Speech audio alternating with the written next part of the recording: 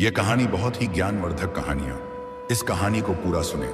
अगर आप हमारे चैनल पर नए हैं तो चैनल को सब्सक्राइब जरूर कर दें। चलिए कहानी के और आगे बढ़ते हैं। प्राचीन समय की बात है। किसी नगर में एक बड़ा लखपति सेठ रहता था। पूरे नगर में उसका घर सबसे आलीशान था। सेठ की पत्नी बड़ी रूपवान थी। पूरे नगर में कोई भी स्त्री सेठ की पत्नी से ज्यादा सुंदर नहीं थी। मित्रों, उस सेठ के घर में एक पीपल का पेड़ था। पेड़ के नीचे एक बूढ़ा नेवला रहता था। सेठ और सेठानी उस नोबले का खूब ध्यान रखते, हर रोज खाना पानी देते और उसे खूब प्यार करते। मित्रों, सेठ व्यापार के काम से कई दिनों के लिए से बाहर जाता रहता था। एक दिन नेवला सेठ की पत्नी से कहता है कि हे सेठानी जी, आपको अपने पति को किसी औरत के साथ अकेला छोड़कर नहीं जाना चाहिए। तब सेठानी कहती है कि नेवला, तुम ऐसा क्यों कह रहे हो?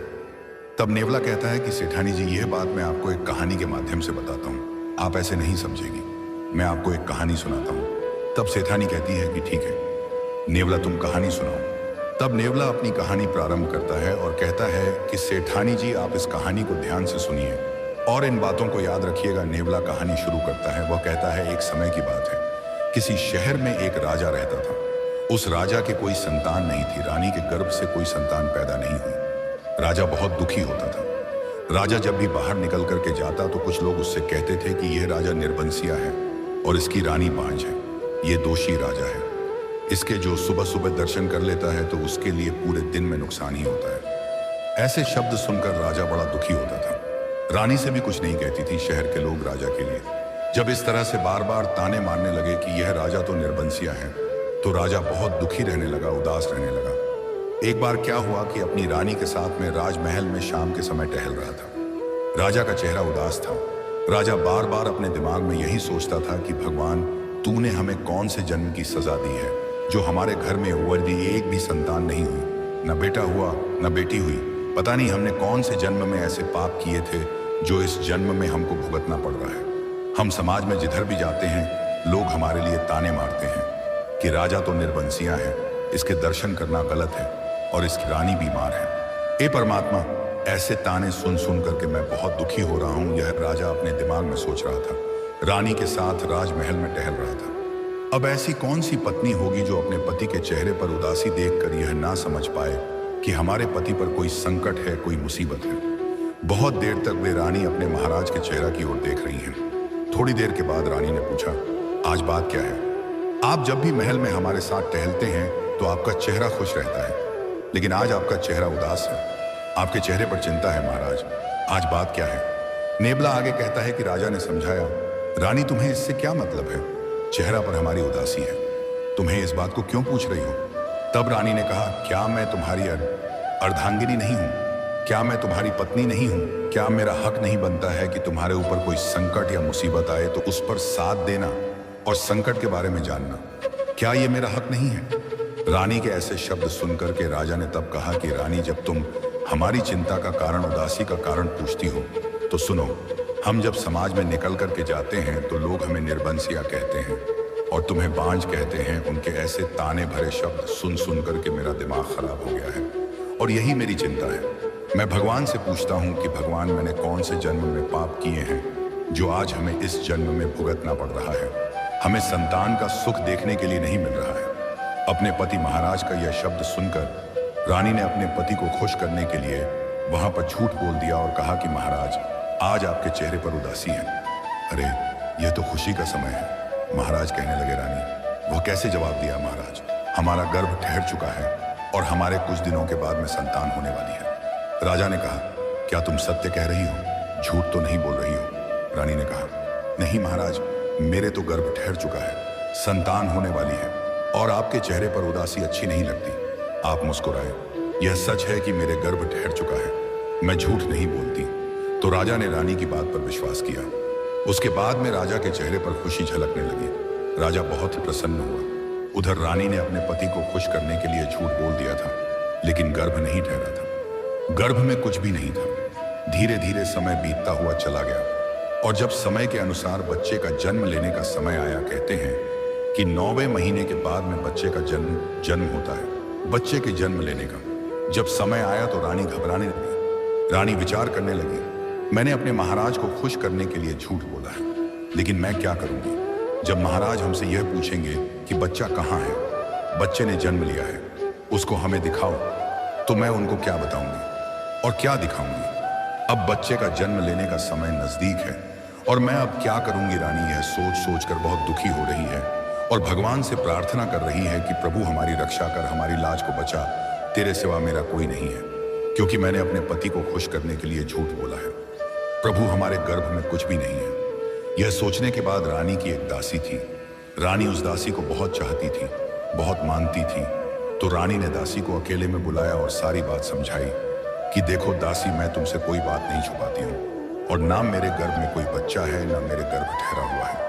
मैंने अपने पति को खुश करने के लिए झूठ बोला है। दासी, तुम हमारे झूठ बोलने में सहारा दो। तब हमारे महाराज को यह किसी और को यह नहीं बताओगी कि रानी के गर्भ नहीं ठहरा है। रानी ने झूठ बोला है क्योंकि मैं तुमको बहुत चाहती हूँ और तुम हमारी हर मुसीबत में साथ देती हो। इसलिए दासी, हमारा सहारा दो, मेरा साथ दो। दासी रानी की बात को सुनकर सहमत हो जाती है और कहती है कि रानी साहिबा, आप निश्चिंत रहें, मैं किसी को नहीं बताऊंगी, ना महाराज को बताऊंगी कि आपने झूठ बोला है। इधर क्या होता है?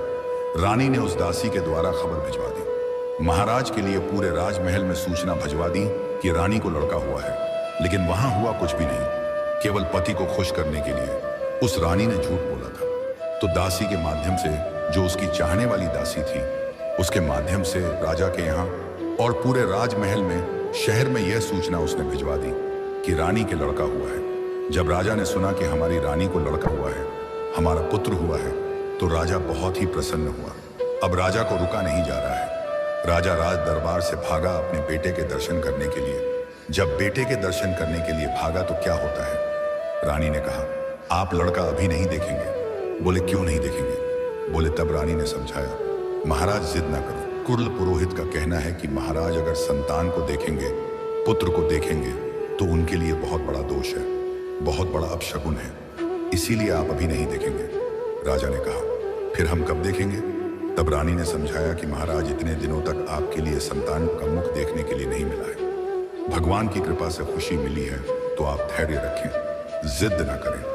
कुल पुरोहित का कहना है कि जब लड़का बड़ा हो जाएगा और जब लड़का शादी के लायक हो जाएगा और जब आप अपने पुत्र का विवाह करेंगे, तब आप देखेंगे। रानी के शब्द सुनकर के राजा को पहले तो बहुत बड़ा दुख हुआ।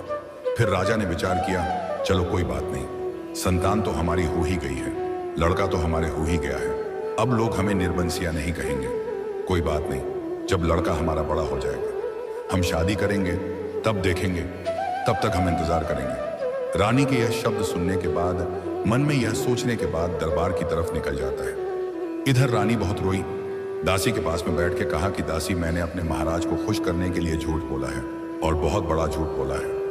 अब मैं कैसे क्या करूंगी? मैंने लड़के के जवान होने तक मैंने झूठ बोल दिया है, लेकिन जब लड़का जवान होगा, जब शादी के लायक हो जाएगा और जब हमारे लड़के के विवाह के लिए लोग आएंगे, तब मैं कैसे इस बात को छिपा पाऊंगी? दासी, मैं क्या करूंगी? तो दासी ने समझाया, रानी साहिबा घबराइए नहीं, जब आपने इतने समय तक झूठ बोल दिया है, बच्चे के जन्म होने पर झूठ बोल लिया है, तो आप उस दिन का भी इंतजार करिए, जिस दिन लड़के की शादी हो, उस दिन का भी इंतजार करिए। आगे के लिए फिर कुछ और रास्ता देखेंगे, कुछ और सोचेंगे। तो दासी ने रानी को समझाया। धीरे धीरे समय व्यतीत हो गया, लगभग 24 साल हो गए। तो राजा ने सोचा कि अब हमारा लड़का नौजवान हो गया होगा। इधर राजा के लड़के की शादी के लिए रिश्ते आने लगे, विवाह करने वाला लोग आने लगे। दूर दूर के राजा अपनी लड़की का विवाह, अपनी लड़की का रिश्ता लेकर के उस राजा के पास आने लगे। जब शादी वाले विवाह करने वाले राजा के पास आने लगे, राजा से कहा कि अपने लड़के को दिखाओ, हम अपनी राजकुमारी का रिश्ता तुम्हारे राजकुमार के साथ तय करें। तो राजाओं की बात को सुनकर, विवाह करने वाले लोगों की बात को सुनकर राजा अपनी रानी के पास में पहुंचा और रानी से जाकर कहा कि रानी, शादी वाले आए हैं। दूर दूर के राजा गण अपनी राजकुमारी का रिश्ता लेकर आए हैं और हमारे लड़के को देखना चाहते हैं। कहाँ है तुम्हारा लड़का? कहाँ है हमारा पुत्र? उसको दिखाओ और हम दरबार में उसे शान से ले जाएं और उनको दिखाएं। रानी बोली कि यह हमारा पुत्र है दोस्तों। तो रानी ने फिर बहाना बना दिया, फिर झूठ बोल दिया। महाराज, आपकी यह बात सही है, क्योंकि रिश्ता करने वाले जब लोग आएंगे तो उनको लड़का तो दिखाना ही पड़ेगा, लेकिन एक बहुत बड़ी मजबूरी है। राजा कहने लगा, वह कैसी मजबूरी है? तब रानी ने कहा, महाराज क्षमा करें, मैंने कुल पुरोहित से फिर पूछा तो कुल पुरोहित ने कहा है कि लड़का यहाँ नहीं देखेंगे, कोई नहीं देखेगा। अगर कोई रिश्ता करना चाहता है, लड़का को बिना देखे कर सकता है, लड़का वहीं सीधा विवाह मंडप में दिखाया जाएगा। बस अगर यह मंजूर है तो हमारे पुत्र के साथ विवाह करें। रिश्ता करें। तो रानी की बात को सुनकर के राजा फिर वापस चला गया और जो रिश्ता लेकर के आए थे उनसे जाकर कहा कि भाई लोग क्षमा करें, बिना देखे ही अगर आप रिश्ता करना चाहते हैं तो आप रिश्ता करिए, क्योंकि हमारे कुल पुरोहित का कहना है अगर लड़का अभी दिखा दिया तो बहुत बड़ा अपशगुन है, लड़के के लिए कुछ भी हो सकता है, इसलिए लड़का यहाँ नहीं दिखाया जाएगा, लड़का सीधा विवाह मंडप में ही दिखाया जाएगा। अगर आपको यह मंजूर है तो आप हमारे पुत्र के साथ रिश्ता कर सकते हैं, वरना मेरी मजबूरी है।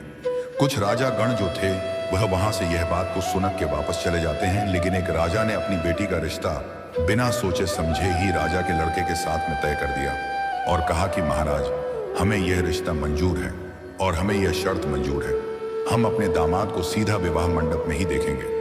रिश्ता मंजूर कीजिए, वही होता है। वह राजा जो था अपनी बेटी का रिश्ता उस राजा के लड़के से तय करके और अपने घर को चला जाता है। उधर घर जाकर राजा विवाह की तैयारियां करने लगता है और इधर वे राजा सारी बात अपनी रानी को जाकर बताता है कि एक राजा ने अपनी बेटी का रिश्ता हमारे पुत्र के साथ में तय कर दिया है और विवाह की तारीख भी निश्चित हो चुकी है। अब विवाह की तैयारी करो, हम अपने पुत्र का विवाह बहुत ही शान से करने के लिए जाएंगे। अपने राजा की बात को सुनकर कि वहां पर रानी ने कुछ नहीं कहा, जवाब दिया ठीक है और विवाह की तैयारियां करो और बेटे की शादी शान से करने के लिए जाओ। राजा तो फिर अपने दरबार की ओर निकल जाता है। इधर रानी को बहुत बड़ा दुख हुआ। रानी ने अपनी दासी को बुलाया और रानी बहुत रोई। अब क्या होगा, विवाह भी तय हो गया है, तारीख भी निश्चित हो गई है, अब मैं कैसे इस बात को छिपा पाऊंगी, मैं कैसे जिंदा रहूंगी, मैं क्या करूंगी दासी, मैंने ऐसा झूठ काहे को बोला, मैंने ऐसा झूठ बोलकर अपने पति को खुश क्यों किया। दासी उस रानी के लिए धैर्य धारण करवा रही है और कह रही है कि रानी, जब आपने झूठ बोला है तो भगवान से प्रार्थना करो, भगवान कोई ना कोई रास्ता जरूर दिखाएगा। इधर जब शादी की तारीख है तो राजा बारात को सजवाया है अपने पुत्र का विवाह करने के लिए और बारात को शादी में ले जाने के लिए। जब तैयारी हो जाती है, राजा ने खबर भिजवाई, रानी से कहा कि अपने पुत्र को दूल्हा बनाओ और हमको दिखाओ और अब चलते हैं शादी करने के लिए। रानी ने समझा दिया कि महाराज, आप इतने दिनों तक रुके रहे, आपके लिए भी बहुत बड़ा दोष है और आप अभी अपने पुत्र को ना देखिए। अगर आपने अभी पुत्र को देखने की कोशिश की कि महाराज तो कुछ भी हो सकता है, इसलिए आप भी विवाह मंडप में ही अपने पुत्र को देखेंगे। जवाब दिया ठीक है, मैंने इतने दिनों तक इंतजार कर लिया, अब थोड़े समय की तो बात है। राजा तैयार हो गया। आगे राजा ने कहा, आप अपने पुत्र को दूल्हा बनाकर तैयार करिए और मैं बारात को देखता हूँ। राजा दरबार की ओर निकल जाता है। इधर रानी दासी के पास में बैठी बहुत रो रही है और कह रही है कि रानी, अब मैं क्या करूं। फिर रानी ने और दासी ने सलाह मिलाई। रानी ने कहा कि दासी, मेरे दिमाग में एक बात आती है, छिपाना तो पड़ेगा, लेकिन अब होगा जो होगा, कुछ भी हो, भगवान को जो मंजूर हो वही होगा। लेकिन दासी, तुम हमारा एक काम करो। दासी ने कहा, रानी साहिब आप आदेश करिए, क्या काम करना है। तब रानी ने कहा, दासी, एक मिट्टी का राजकुमार बनाओ और वह पालकी में बैठा लो और वह पालकी को बंद करवा दो और सबसे कह दो कि यह पालकी कहीं रास्ते में भी नहीं खुलेगी, यह पालकी सीधे विवाह मंडप में ही खुलेगी। प्रिय दर्शकों, वही हुआ जो दासी ने मिट्टी का दूल्हा बनाया और दूल्हा बनाकर उसको सजाया और मिट्टी का दूल्हा सजा हुआ उस पालकी में रखा और पालकी को चारों तरफ से बंद करवा दिया। और जब बारात चलने के लिए तैयार हुई तो रानी ने राजा से कह दिया कि महाराज, इस बात का ध्यान रखना, इस पालकी को कोई भी रास्ते में नहीं खोलेगा, अगर किसी ने खोल दिया तो कुछ भी हो सकता है। एक कुल पुरोहित का कहना है यह पालकी सीधे विवाह मंडप में ही खुलेगी और वही आप अपने पुत्र को दूल्हा के रूप में देखेंगे। जवाब दिया ठीक है। राजा तैयार हो जाता है और सबको सूचित कर देता है कि हमारी पालकी को रास्ते में यानी बीच में कोई नहीं खोलेगा। पालकी को उठाते हैं, बारात को लेकर के वहां से अपने पुत्र का विवाह करने के लिए राजा साथ चल देते हैं। चलते चलते जब यह भयानक जंगल में पहुंचे तो राजा ने सोचा कि चलते चलते बहुत थक चुके हैं, चलो थोड़ी देर वृक्ष के पास में विश्राम करते हैं। राजा ने बारातियों को आदेश दिया कि पालकी को यहीं रख दो और विश्राम करने के बाद में थोड़ी देर के बाद में यहां से आगे को बढ़ेंगे। वही हुआ। कहारों ने वृक्ष के पास में अलग रखा तथा उसके पास में पालकी को रख दिया और दूसरे बड़े वृक्ष के पास में सभी लोग बाराती वहां आराम करने लगे। अब इधर क्या हुआ, जहां कहारों ने अलग एक वृक्ष के पास में पालकी रखी हुई थी, उसी वृक्ष के पास में बिल में एक इच्छाधारी नागिन का जोड़ा रहता था। नागिन ने जब पालकी की ओर देखा नागिन को दिखाई दे गया, इसमें दूल्हा नहीं है, मिट्टी का बना हुआ दूल्हा रखा हुआ है। तो नागिन ने अपने इच्छाधारी नाग से कहा कि पिया जी, इस संसार में बहुत बड़ा अंधेर है। इच्छाधारी नाग कहने लगा, क्या बात है, कैसा अंधेर है, क्या अंधेर हो रहा है? तब वह इच्छाधारी नागिन कहने लगी, पिया जी, इस पालकी में दूल्हा नहीं है, ये कैसी बारात है? दूल्हा की बारात जा रही है, और यह जब बारात बिना दूल्हे की वहां पहुंचेगी तो इनका हाल क्या होगा? इतना बड़ा अंधेर तो मैंने आज तक नहीं देखा जो बिना दूल्हा के बारात जा रही है, और इस पालकी में दूल्हा तो है ही नहीं, केवल मिट्टी का बना हुआ पुतला है। पिया जी, यह कैसा अंधेर है? इच्छाधारी नाग कहने लगा है, हमें विश्वास नहीं होता है, शायद हो सकता है तुम झूठ बोल रही हो, हमें दिखाओ, चलकर देखें कि बिना दूल्हा की कैसी बारात है। नागिन ने कहा, पिया जी, अगर ऐसे चलेंगे तो लोग जो बैठे हैं वह देख लेंगे, हो सकता है हमें और तुम्हें मार भी दे। चलो छिप छिपा करके चलते हैं, तुमको दिखाने के लिए पालकी के अंदर देखिए कैसे बिना दूल्हा की बारात था वही हुआ। इधर नागिन अपने पति इच्छाधारी नाग को लेकर के पत्तों से छिपकर उसी पालकी में पहुंच जाती है और अंदर घुस जाती है। तो वहां नाग ने क्या देखा कि मिट्टी का बना हुआ दूल्हा रखा है। चुपचाप दोनों ने देखा और फिर पुनः अपने बिल में वापस चले आए। इधर नाग बड़ा आश्चर्य में पड़ गया। फिर नाग ने अपनी पत्नी नागिन से कहा कि हे नागिन, मैं आपसे कुछ कहना चाहता हूँ। नागिन कहने लगी, कहे, आप क्या कहना चाहते हैं? नाग कहने लगा, हे प्रिय, अगर आपकी आज्ञा हो तो मैं इस राजा के विवाह मंडप तक इसकी शोभा को बढ़ा दे। नागिन कहने लगी, महाराज, आप इसकी शोभा कैसे बढ़ा सकते हैं? तब इच्छाधारी नाग बोला, हे प्रिय, आपकी अगर आज्ञा हो तो मैं इसी मिट्टी की भीड़ में समाकर अपना रूप बदल करके और मैं इस राजा का लड़का बनकर और मैं इसकी इज्जत बचा दूं तो ज्यादा अच्छा रहेगा।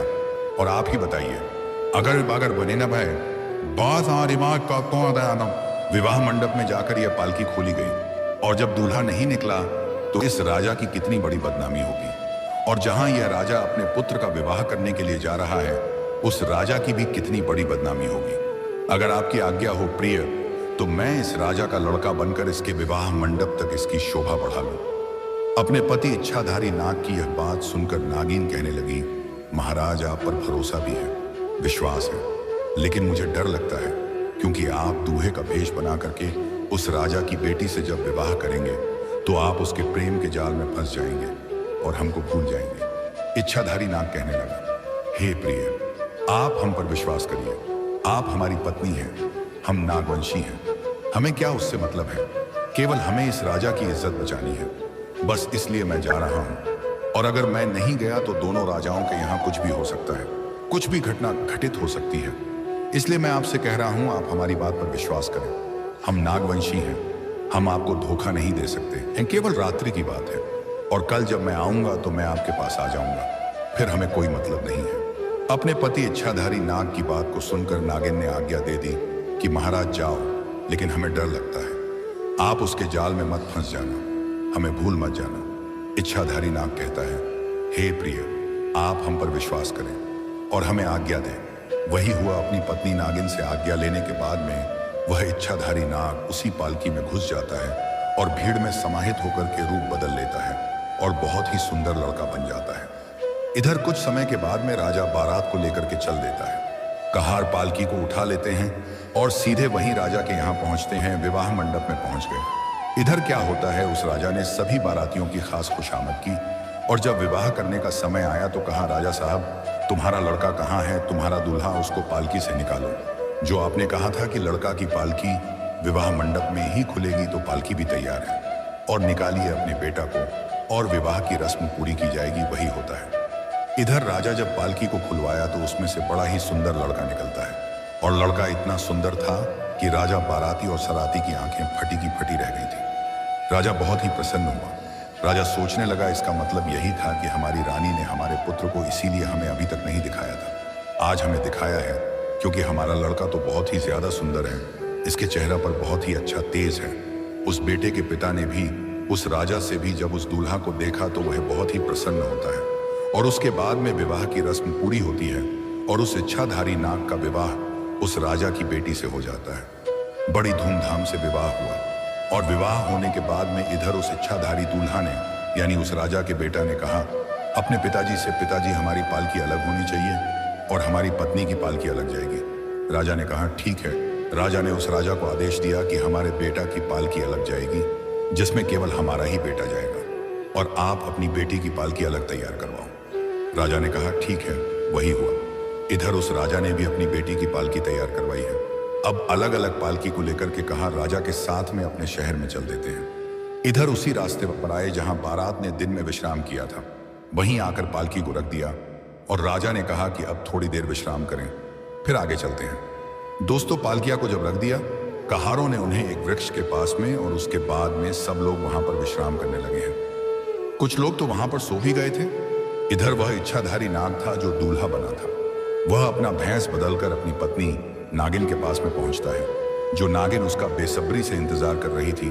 और जब अपने पति को नजदीक आता हुआ देखा तो नागिन बहुत प्रसन्न होती है और उसके बाद में कहा, पिया जी, क्या शोभा बढ़ा दी? जवाब दिया, हाँ, मैंने वहां इस राजा की इज्जत को बचा दिया और इसके विवाह मंडप की शोभा भी बढ़ाई और मैंने विवाह भी किया और वह पत्नी दूसरी पालकी में बैठी हुई है। नागिन बहुत प्रसन्न हुई और नागिन ने कहा, ठीक है महाराज, आपने बहुत अच्छा काम किया है, लेकिन अब आप कहीं नहीं जाएंगे, अब आप यहीं पर रहें। फिर इच्छाधारी नाग ने फिर कहा, प्रिय, जरा विचार करो थोड़ी, हम आपसे और चाहते हैं। नागिन कहने लगी, पिया जी, आप क्या कहना चाहते हैं? आप हमसे दूसरी आज्ञा कौन सी चाहते हैं? जवाब दिया, आज्ञा यह चाहते हैं, मैंने बाहर तो इस राजा की इज्जत को बचा दिया, अब जरा विचार करिए, ये नई नई दुल्हन आई है और जब अपनी ससुराल में जाएगी, जब इसको इसका पति नहीं मिलेगा तो इसका क्या हाल होगा? मैं इस बात को सोच सोच के बहुत दुखी हो रहा हूं और मैं आपसे कहना चाहता हूं, लेकिन कहने की आपसे हिम्मत नहीं पड़ रही है, क्योंकि आप आज्ञा देंगे या नहीं देंगे। जब दिया नागिन ने, इससे हमें कोई मतलब नहीं है, कुछ भी हो, लेकिन आपने इसकी बाहर तो शोभा बढ़ा दी, अब आप हमको छोड़कर यहां से नहीं जा सकते।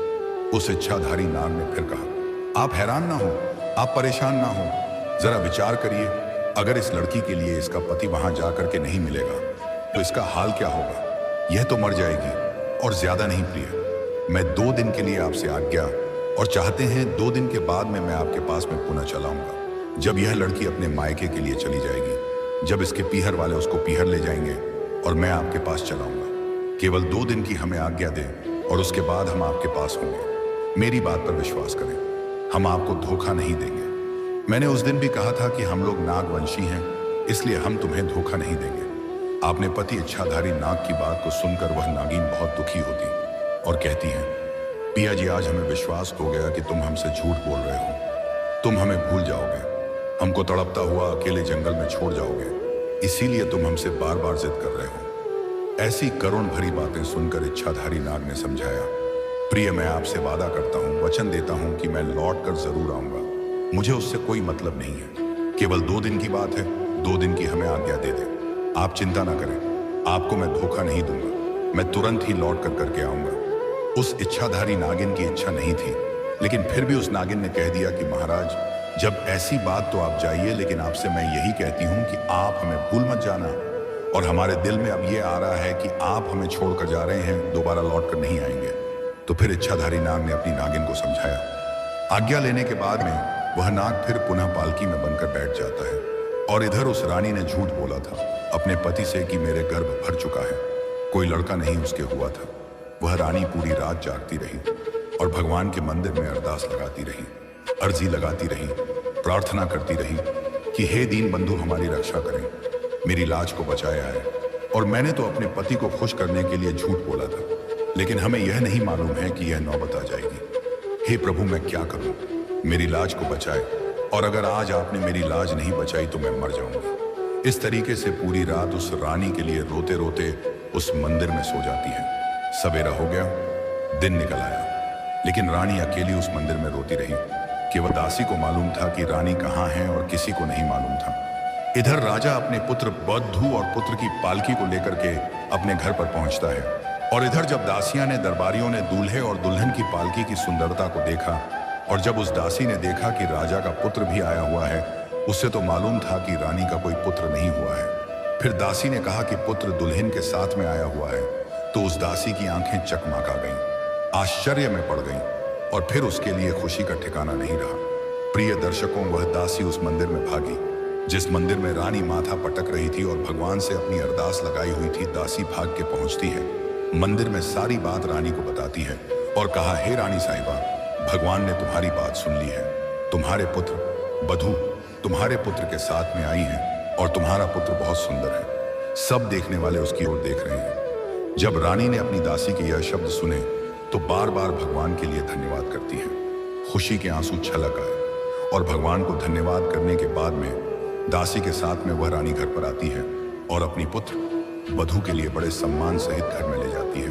अपने बेटे को सीने से लगा लेती है, कलेजे से चिपका लेती है, क्योंकि उसने तो झूठ बोला था। उसने सोचा यह प्रभु का प्रसाद है, यह प्रभु की कृपा है। इधर प्रिय दर्शकों, उस राजा के खुशी का ठिकाना नहीं रहा। अब तो राजा बहुत ही दान कर रहा है, दावत कर रहा है। राजा के यहाँ खुशियां ही खुशियां मनाई जा रही हैं। इधर क्या हुआ, अब वे जो इच्छाधारी नाग दूल्हा बनकर गया था उसका पति बनकर गया था। वे उस लड़की के जाल में फंस जाता है, उस लड़की के प्रेम के जाल में फंस जाता है और धीरे धीरे वह अपने इच्छाधारी नागिन को भूलने लगा। 2 दिन की कहकर गया था कि मैं 2 दिन के बाद में लौट आऊंगा, लेकिन 2 दिन की बजाय 2 महीने हो गए, महीना बीत गया। लेकिन उस इच्छाधारी नाग ने उस लड़की के प्रेम के बंधन में फंस करके अपने इच्छाधारी नागिन को भुला दिया, उसके प्रेम में फंस गया।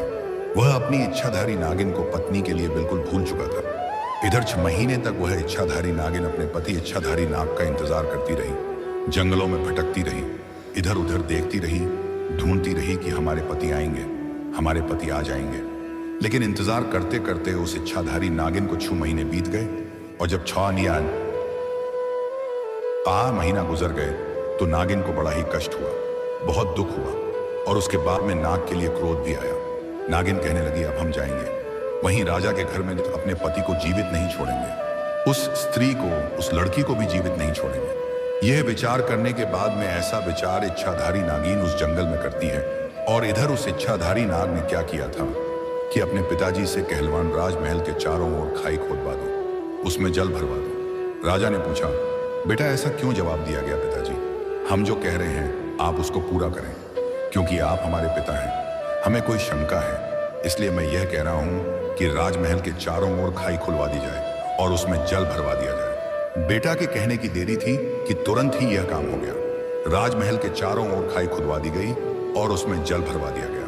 अब दर्शकों, वह इच्छाधारी नाग विचार करता है कि हमारी वह नागिन अब नहीं आ पाएगी जिसको मैं भूल चुका हूं। प्रेम के जाल में फंस गया हूं और इस लड़की के साथ ही सारी जिंदगी में बिताऊं। ऐसा इच्छाधारी नाग ने विचार किया, निश्चिंत होकर कि वे राजमहल में अपनी पत्नी के साथ में रहने लगा था।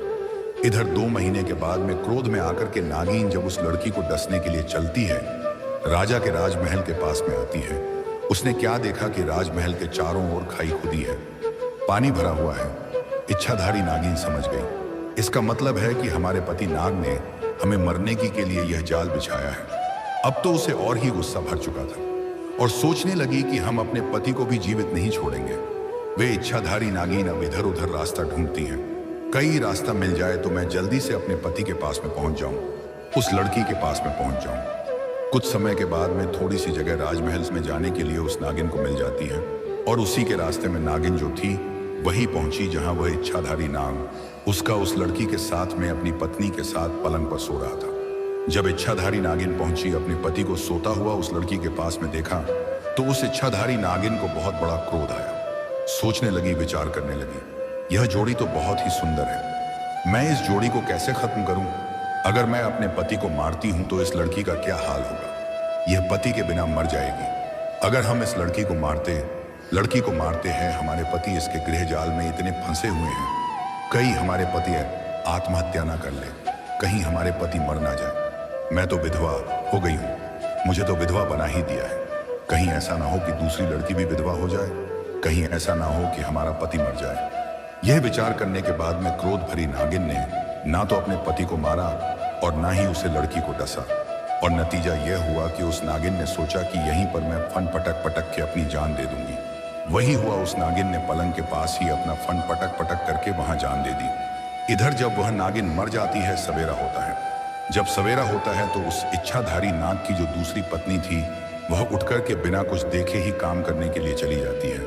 और इधर वे इच्छाधारी नाग जब उठता है और जैसे ही उठता है उसकी नजर उसकी नागिन पर पड़ती है।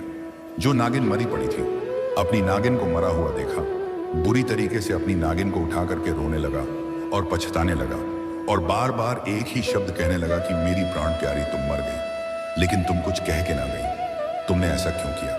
मैंने तुमको भुला दिया, मैं तुम्हारे बगैर कैसे रह पाऊंगा।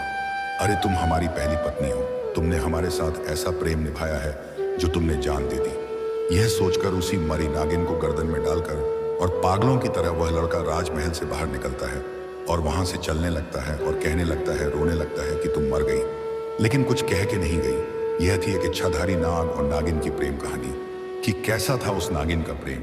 अपने पति इच्छाधारी नाग के प्रति ऐसा प्रेम निभाया जो अपनी स्वयं जान दे दी, लेकिन अपने पति की जान नहीं ली। प्रिय दोस्तों, फिलहाल आज की कहानी में इतना ही। कहानी पसंद आई है तो वीडियो को लाइक करना ना भूलें और साथ ही चैनल पर नए हैं तो चैनल को भी सब्सक्राइब कर लें। धन्यवाद। जय श्री कृष्ण। राधे राधे।